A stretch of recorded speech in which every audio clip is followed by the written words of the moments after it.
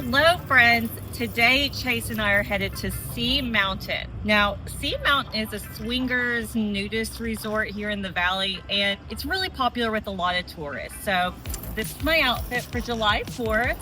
You can't really wear anything, but they do allow sarongs and things, so this is my attempt to stay covered when we go in. Anyways, we're gonna go check it out and let you guys know if it's worth your time when you do come to Vegas. Let you know if there's value there and what the vibes are like. So stay tuned, it's gonna be fun.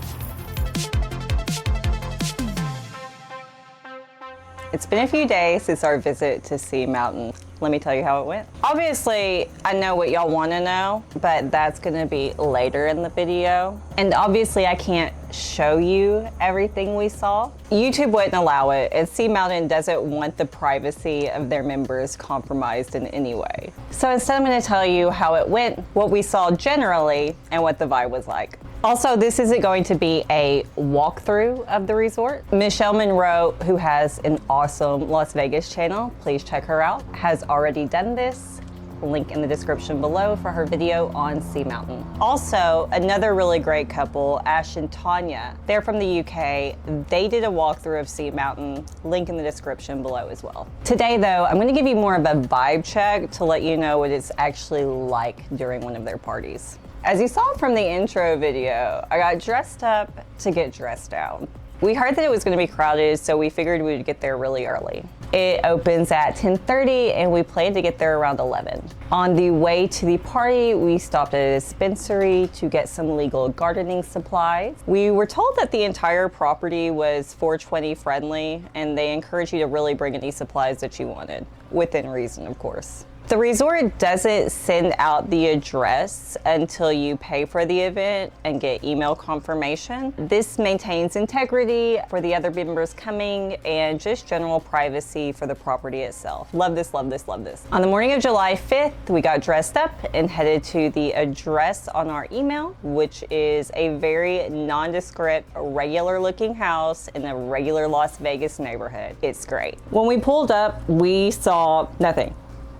There were no cars anywhere. We figured we must be really early, so we definitely did not use any of the gardening supplies we purchased before to hang around and kill some time until about half an hour had passed. As we walked up to the door, we saw two other couples get out behind us from their Ubers. We knew we were on the right track at this point. Before we get into the real story, do me a favor, go ahead and subscribe. It does help me bring you more crazy Vegas content, which I really like to do. The owner was incredibly friendly and welcoming and warm, and really excited to hear that we were first timers and that we were locals. He said that Chandra was going to be our siren. She gave us a tour and helped us get all settled at the pool. Apparently sirens are like the bottle service type girls. They're here to keep the party going and help bring the vibe. Chandra, who only had on a sarong, let us know that the facility itself was clothing optional. The main pool, however, where most of the action takes place,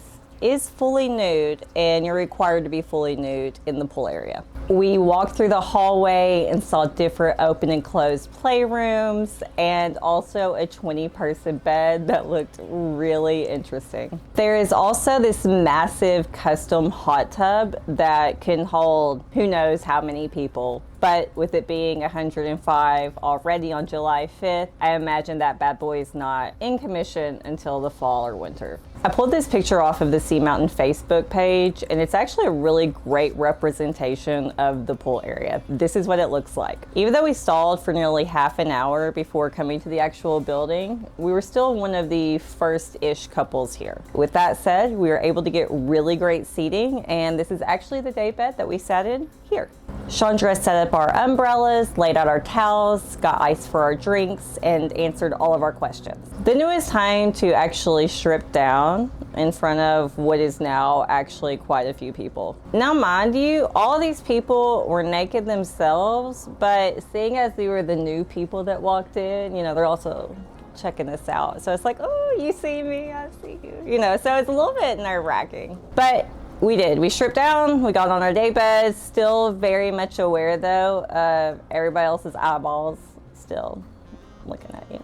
But you get used to it so fast. Like, we relaxed super quickly, started talking to our neighbors, and we're just like, oh, we've been naked our whole lives. This is perfect. It's so comfortable really quickly. Now, there is other seating available besides the day beds. There are cabanas around the sides of the pool. I think they're around $4.50 for the day, and they can hold a lot of people. So if you bring a group, it might be a really great option. Just after we got settled, Chandra started setting up our neighbors right next to us. We exchanged friendly banter, and they were a really great couple to sit next to. There was a steady flow of new people coming in the entire time we were there, so it was really great to be able to watch the newbies come in and have that pressure taken off of us. One of the sirens would take them to their seats, they would strip down, be the ones looked at, and then take over their reign of looking at all of the people around them. And it was interesting too, because the way people even take their clothes off says a lot about them. There were a few people who were very shy and removed their clothing somewhere,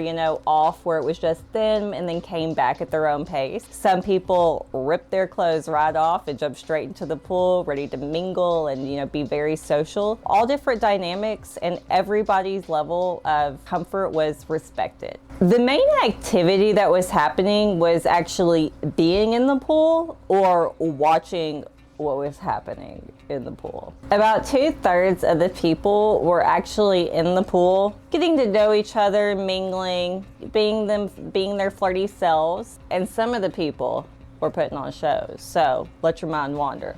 They did feed us while we were there. Lunch was served in the room behind us. It was like 4th of July barbecue style food, which I thought was great. Fried chicken, coleslaw, baked beans. Really carb food for energy, you know what I'm saying? Chase had a plate and said the food was pretty good, so I'll try it next time. We did enjoy more of our gardening supplies at the pool and even shared with our neighbors, so that was fun to hang out with them and sort of talk about the whole venue. And once we started producing gardening supplies, other people did as well, and it was a really cool environment, just a really cool vibe at this point, with people talking and being social and not overly stressed about how they're coming off, if that makes sense. Okay, so here's what you guys want to know. What do the people look like? What are they doing? Do they want to look at your stuff? Do you want to look at their stuff? First, the crowd was way younger than we thought they would be. The people were also more fit than we thought they would be, and generally would be considered attractive. There were about a dozen couples when we arrived, and that number continued to grow as the afternoon went on. But y'all, people weren't just laying around at this point. They've started to open up and mingle and started to really, I assure you, enjoy each other's company.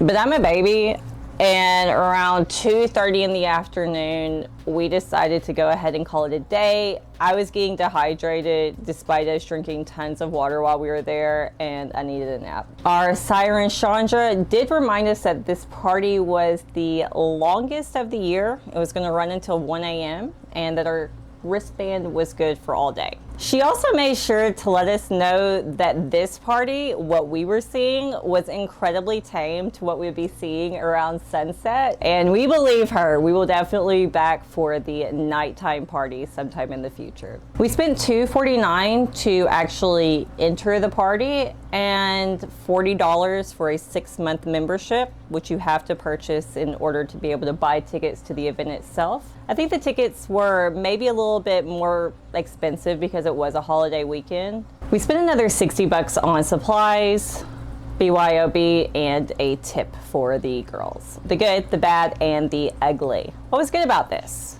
Way hotter people than I expected to be here. I don't know what I expected, but it completely surpassed whatever that was. Again, check my website for more information on that video. The bad. We probably got there a little earlier than we would next time coming. I think we missed out on some really cool experiences because we were just there in the middle of the day. The ugly.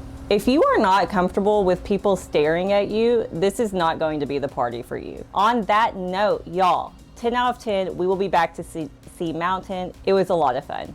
If y'all enjoyed this video, go ahead, like and subscribe. Leave me a comment on anything that you think I didn't answer that I can for you, or anything that you'd like to know about Sea Mountain in general. All right, y'all, I'll see you guys on the next one. Have a great day. Bye.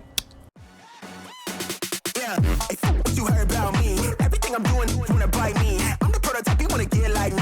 Gucci on my body, but I'm so icy, Blue jeans, white tee with a crew neck. And my dope boy fit like it's '07. From the Bayside, live with a car slide. Clubs in the clubs, we still outside.